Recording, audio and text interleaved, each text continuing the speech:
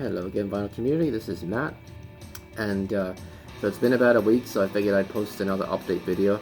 I have had some recent purchases and a few finds this week, so just wanted to go over some of them and also show you my modest Britpop collection. But I'll talk to you a little bit about that as we go on. So let's start off with the vinyl. A couple of Goodwill finds. 12-inch single of Big in Japan by Alphaville. It actually wasn't $3. It was $1.50. For those of you who know Goodwill, you know every day they have a different kind of color of the day, and the color was red, so it means you get 50% off. So I was kind of pleased to find that kind of a classic 80s pop new wave track. And actually, I think that was their only top 40 hit in the UK. Next up was one I took a little bit of a gamble on because I liked the cover. I thought it was really intriguing. The album is Kill Billy Hill. It's by Southern Pacific. It's a country album, and I'm not really into country, to be honest. Not too much. But I just thought this was such a cool cover, and it was in such nice condition. It's a promo. And this was $3, but yeah, I thought, what the heck, I'll take a chance. It's in really nice condition, and sometimes you just want to take a gamble, right? Kind of a blind buy. So those were my two Goodwill vinyl purchases.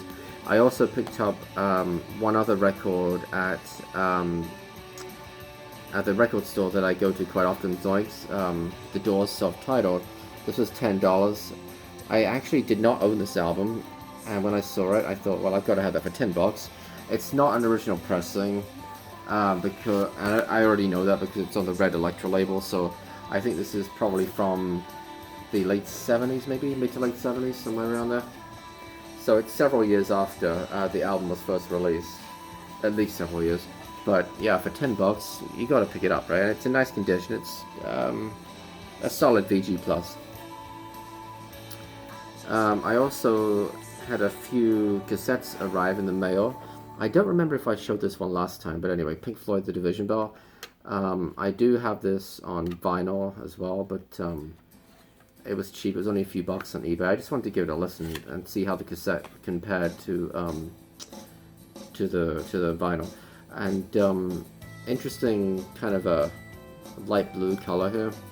One other thing that really caught my eye actually with this tape is that unless they haven't advertised it, they did not use Dolby. There's no noise reduction on this.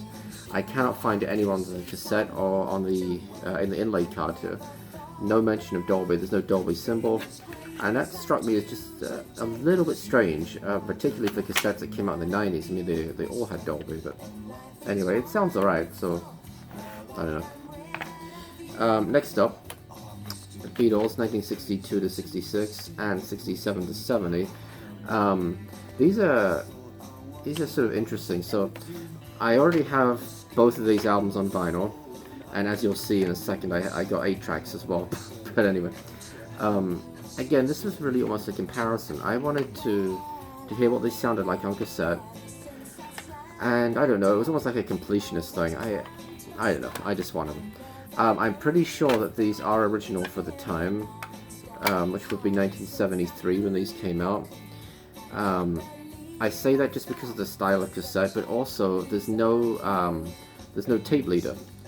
This tape is actually rewound all the way, but you can see it just starts off on the regular brown tape.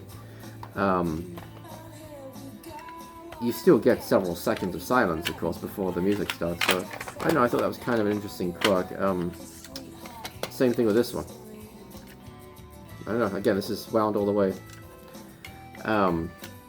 One other thing that's interesting about this 62 to 70 is that you could be mistaken for thinking this is on chrome tape, particularly if you compare it to the other one. Notice how much darker it is. So this one, see, the 62 to 70. I'm sorry, the 62 to 66. The 67 to 70 is on the lighter brown. Now, they didn't have chrome tape in 73, so I don't know. I guess it's just perhaps a different tape manufacturer. I don't know. And funnily enough, I actually have a second one of these coming. I I bid on 2 of them on eBay thinking that I wouldn't get both of them, and I did, so what are you gonna do, you know. Next up, I mentioned I did get some 8 tracks, so I did get the 67 to 70, okay, on 8 track. I also bought the 62 to 66 on eBay, but that hasn't come yet. Now, the entire album wouldn't fit on one 8 track, so they split it over 2 different 8 tracks here. Excuse me. And I have to say, I was absolutely floored by the audio quality of this. You don't normally associate 8 tracks with having great sound quality, but and you know, and I've got like a dozen 8 tracks, not very many, but a few, and you know, they sound okay, but I've never been blown away by them. Frankly, kind of like regular cassettes, I always found that 8 tracks sounded better if you do the recording yourself, you know. But yeah, I listened to A Day in the Life, and I was absolutely blown away by it on 8 track. The stereo separation was wonderful. I wasn't really detecting much wow or flutter, which of course is a common issue with 8 tracks. And yeah, it just sounded great. I couldn't believe it. Now, of course, this is running at twice the speed of a compact cassette, which helps, but still, yeah, I was kind of, like I said, kind of taken aback by it. So I'm going to give that another listen. And although I have played this all the way through, it was more for background music. I haven't kind of seriously listened to it on 8 tracks, so I'm going to do that just because, again, the sound quality was so wonderful. And then finally, this was a great deal. This was also from the Zoinks record store. ACDC, Back in Black. I did not own this album. This was $5. This is a deal. The best I can tell, just from looking on eBay and Discogs, this is worth probably more like $15 to $30. If it was still sealed, it would probably be worth 40 to 50. But yeah, I thought, I didn't know it was worth that at the time when I bought it, but I thought it's got to be worth $5 for Back in Black on 8 track. It's got, and it's an album it wasn't high on my wish list, but I wouldn't have minded it. And I knew it would cost way more than that on vinyl, so I was like, you know, for $5, I'm just gonna give this a try. And yeah, I was kind of blown away by it actually. CDs, some recent CD finds. I got a couple yesterday. The Cause, Talk on Corner Special Edition. The Cause are, or were, I'm not sure if they're still around, but they were an Irish pop band in the late 90s. Had several hits in the UK. I used to have this album when I was a teenager in the 90s. Loved it. Found it at Savers for, I don't know, $2, whatever they charge for CDs, and had to get it. Next up, Bryan Adams' So Far So Good. This is a greatest hits album from the early 90s. Has most of his big hits on that have been released at that point. Summer of '69, Straight from the Heart, Heaven, Run to You, Everything I Do It For You, etc., etc. I also got in the mail Oasis, Definitely Maybe. And I just wanted to kind of show some of my Britpop albums. I don't have very many, but let's take a real quick look, because I also got this one, Lush, Love Life. That's what's playing right now. This has an incredible guitar solo in it, which is just coming up actually. It's one that I've always liked. But yeah, this is another Britpop band.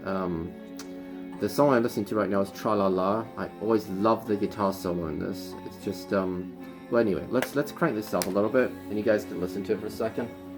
Hopefully I won't get dinged with a copyright strike, but we'll see. Here we go.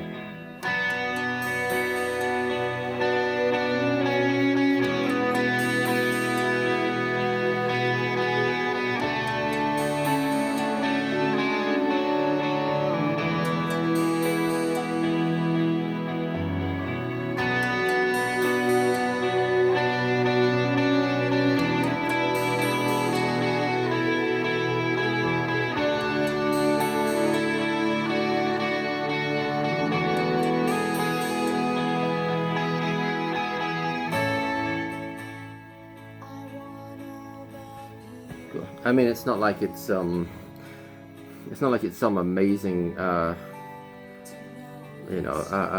guitar work or anything, but I always love the tune to that. So anyway, just wanted to play that.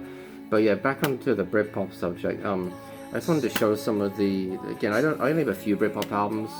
I am looking to expand that because I loved Britpop back in the day, and I got to thinking recently, why don't I have more Britpop albums? And I guess part of the answer is that on vinyl they're expensive because a lot of them weren't released on vinyl, and if they were released on vinyl, they were in limited quantities because it was the 90s. Vinyl was dead, you know. It was all CDs by that point. Some of them have been repressed, but you know, you're still looking at paying close to $30 for most of them. But it is pretty easy to find them on CD and cheap.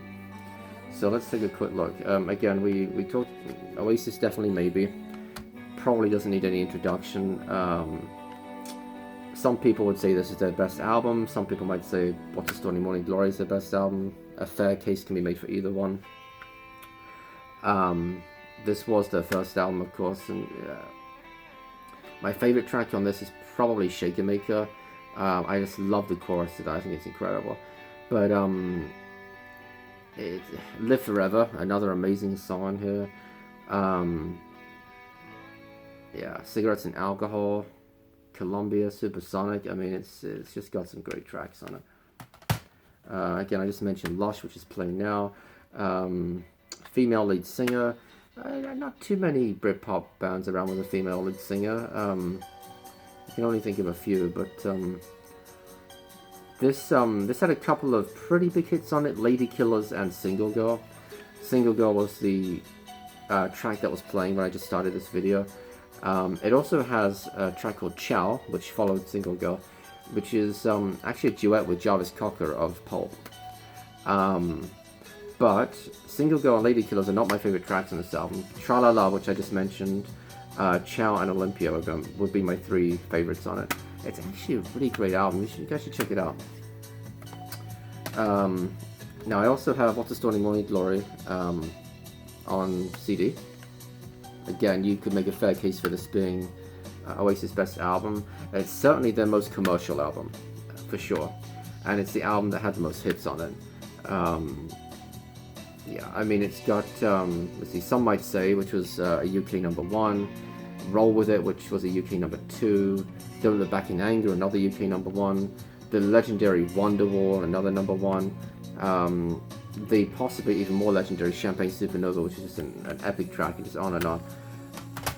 I also have Be Here Now, which is actually a really good album.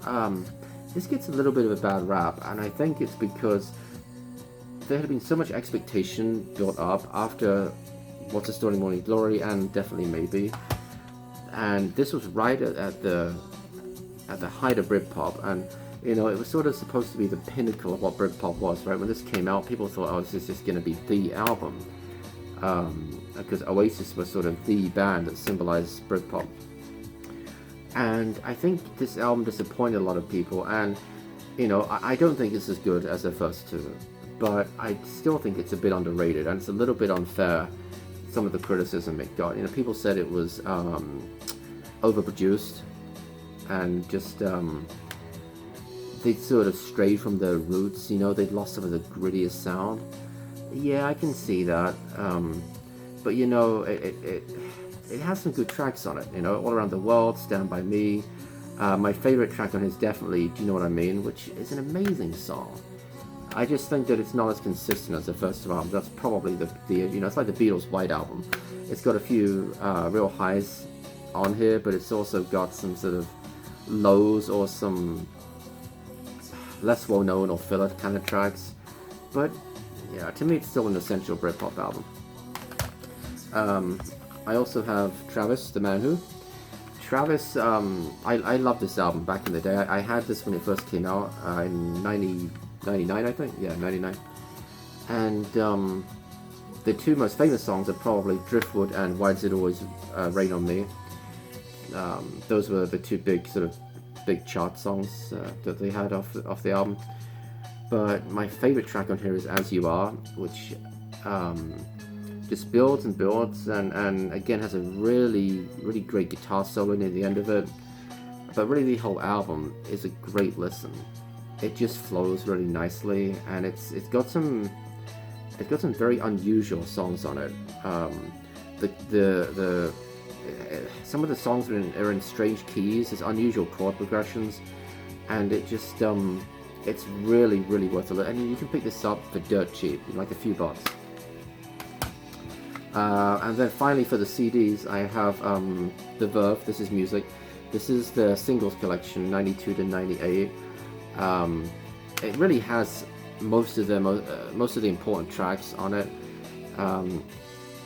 In terms of, in terms of well-known Verve songs: Bittersweet Symphony, The Drugs Don't Work, History, Lucky Man, which is one of my favorite Verve songs.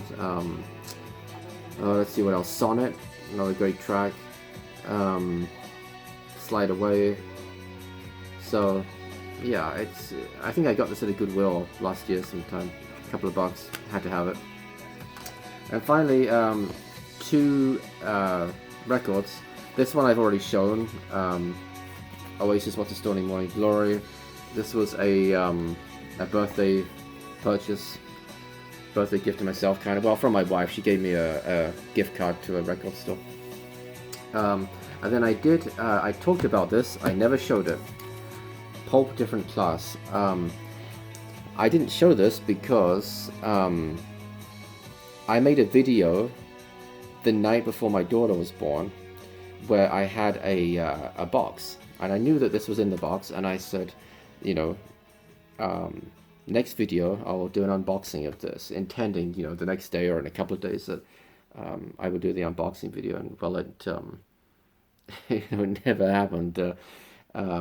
Let's see, from the time I made that video, my wife started getting contractions 3 or 4 hours after I made that video, and so I did eventually just unbox this on my own a week or two later, but never got around to showing it. Now this is really cool. I was really pleased with this purchase. It wasn't too expensive. I think it was less than $30, 180 gram vinyl, but what I didn't realize was that this is actually a limited edition, limited to a run of only 1,000, and it's on peach vinyl. It's, to be honest with you, I kind of hate the color of it, but you know what, it's fine. There it is. Interesting color, right? Yeah, it's like like it says, it's peach color. And yeah, I thought I think it's like, 25, 26 bucks that I paid for it to get what I consider one of the greatest albums of all time, and it is my favorite Britpop album of all time, for sure. To get a limited edition where there's only 1,000 of these made. I mean, you can buy a regular black record of this. They probably made thousands of those, but the peach vinyl just limited to a run of 1,000. I thought, hey, that's really cool for that price. So that's everything I have to show in the last sort of week or so. I do have some more stuff coming. Oh well, I got this too. These are just pads for 8-track tapes. I have one or two where the pads are starting to go. Really common problem with 8-tracks. So at some point I'm going to get around to replacing them. I just figured I'd get these and have them on standby for when I get around to that. But yeah, I do have a few more things coming. Let's see. I won an eBay auction for a Queen album, The Works, with a classic album with Radio Gaga and what else? Hammer to Falls on there, I think, and others. I went on a whim. I ordered a couple of singles. I ordered New Order, England New Order, World in Motion, which was the England 1990 Soccer World Cup squad theme song. It's actually a great track. I loved it back in the day, and I got it because somebody on my Facebook mentioned it, and I thought, oh, you know what, I'm gonna look that up. So I bought it. It was like $7 or something on eBay. There was another single that I ordered that I suddenly don't remember. There is a 5-star album. 5-star were a pop group from the 80s. That I'll probably talk about those at some point. I have 3 of their 4 albums they made, or three of the 4 albums they made when they were big. I think they made a couple of later ones, but and this is the one that I was missing. I found it for a really good price on eBay, so I thought I'm just gonna get it. And let's see what else. I know I have one or two other things that I've forgotten about, but that's alright. And so yeah, I'll do another follow-up video in a week, maybe even during the week if I have time, just to kind of go over all that stuff, assuming that some of it's arrived by then. And yeah, I'm going to be buying some more Britpop stuff too, I think just on CD. There's maybe one album I'd like to get on vinyl. It's Cast, a band called Cast. The album is called All Change. I had the CD in the 90s when I was a teenager and I loved it. I thought it was an amazing album. I do have several of their tracks on compilation albums on some of the British Now That's What I Call Music albums, but I'd like to get either the CD or record of the actual album itself. And I've been thinking as well about maybe getting the second Pulp album, This Is Hardcore, even though I don't think it's anywhere near as good as